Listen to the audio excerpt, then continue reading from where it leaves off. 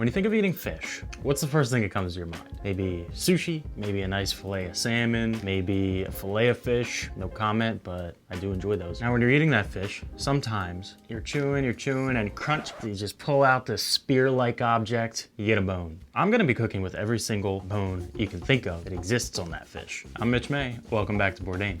Everybody should know how to use a knife. Use everything, waste nothing. Let's start at the beginning. It ain't that hard, okay? We're learning to cook with Anthony Bourdain's Layout Cookbook from his time as executive chef. If you're new here, I'm a regular dude who's been in and out of the restaurants, and after being told I can't work in restaurants, or at least modify it, I have found peace with cooking, and I want to represent the man himself, AB. Today, what are we cooking? A whole mother fish. I've never done this before. Pretty excited about it. Get this out of here.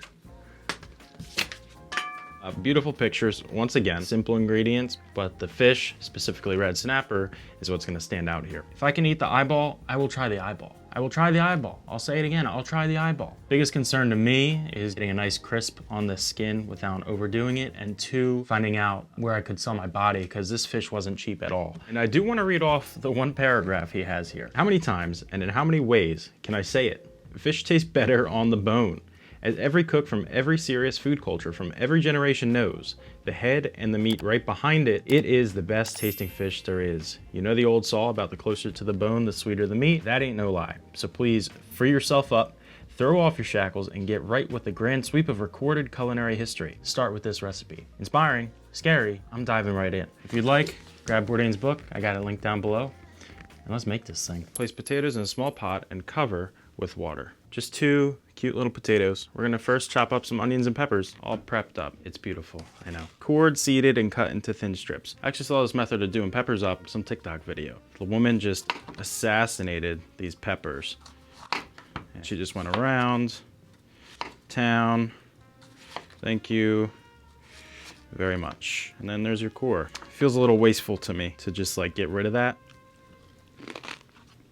I'll slice these boys. I know some people want to get rid of this as well. I'll do that, why not? Cut away from yourself, Mitch. One more pep.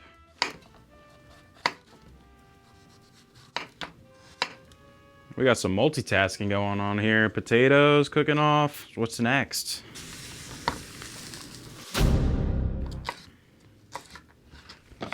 Thinly sliced onion. Straight down the middle. Get rid of that skin. Again, if you know a better way to cut peppers, onions, you see me do something that's not the brightest idea, comment. I don't know. I'm just learning as I go. Slices in this manner. It's not outrageously thin.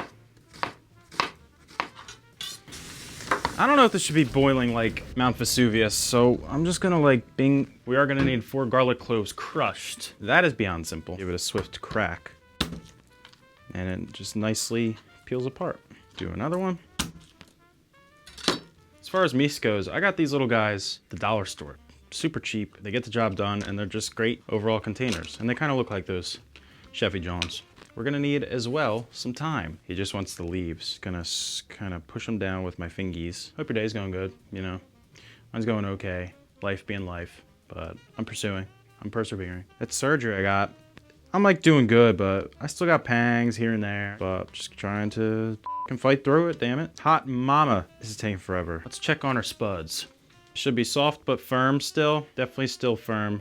This camera is dying on me. This camera is not. So what I'm gonna do is come over to the stove, roasting pan. I scrub this thing like a mother. Oh my gosh, I scrub this thing. Yeah, it's still kind of like a little dirty-ish. So we're heating this up. We're gonna add oil. We're gonna sear off our veggies.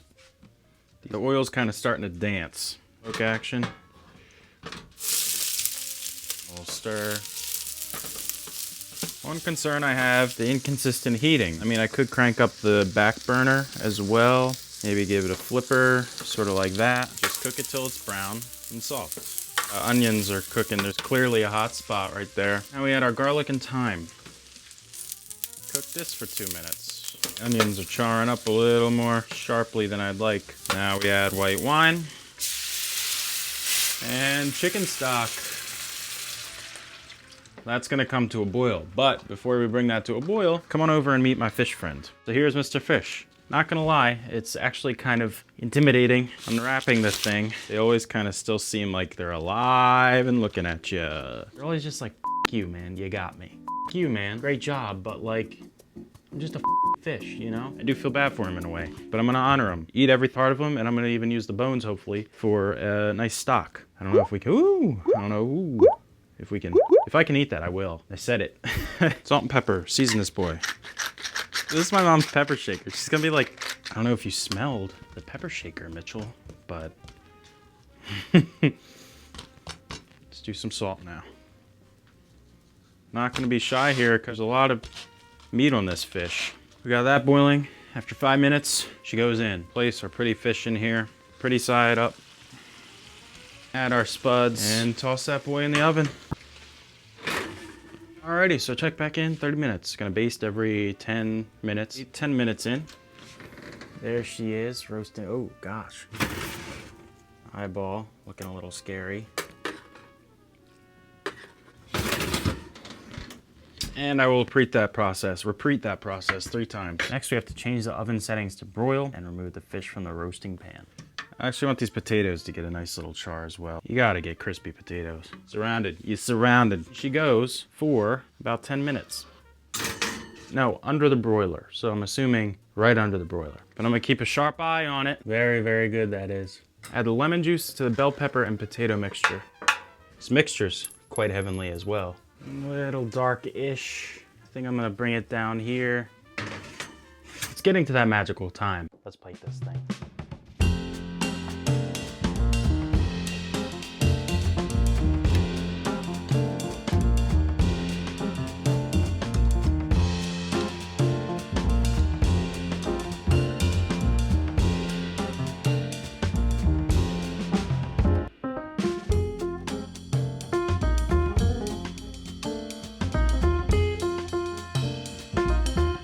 There we have it. Now look, ain't for the faint of heart. It looks divine. There's a little charring on the skin. It looks quite incredible.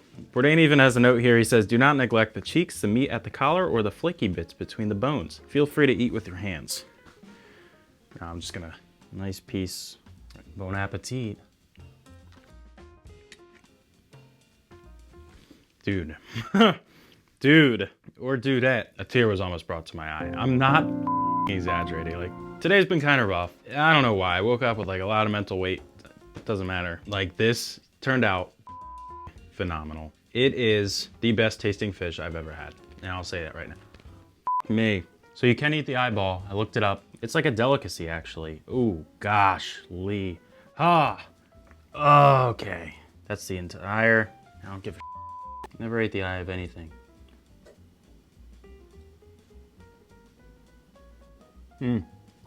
Not bad. It doesn't taste like anything, really. There's a little marble in there. That's my present. Yeah. Would I eat it again? Maybe. I don't know.